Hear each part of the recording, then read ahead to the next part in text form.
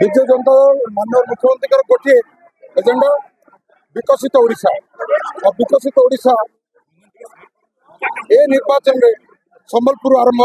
ये एजेंडा रे संबलपुर आरंभ मत से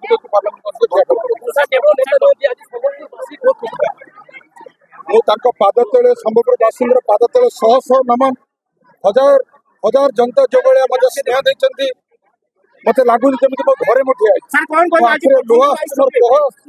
एमती भल पाए मुझे भावी बहुत कृतज्ञ भाई मान बहुत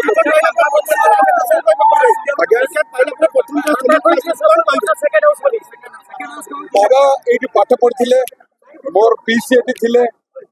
ये संबलपुर माटी सहित बाबा 70 वर्षर 60 वर्षर संपर्क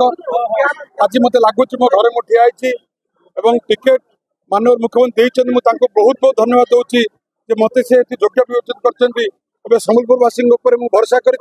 माननीय मुख्यमंत्री जो निष्पत्ति को सम्मान जन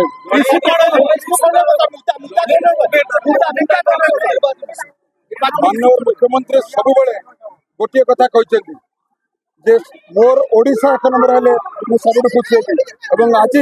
संबलपुर विकास एवं संबलपुर आहरी रूपांतरित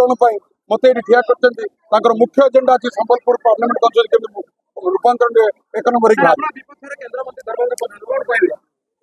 आमर विजु जनता दल गोटे सब थाए आमर लोकों सहित जनता सहित आम कम जनता निष्पत्ति ने किए माननीय मुख्यमंत्री सहित 5 थर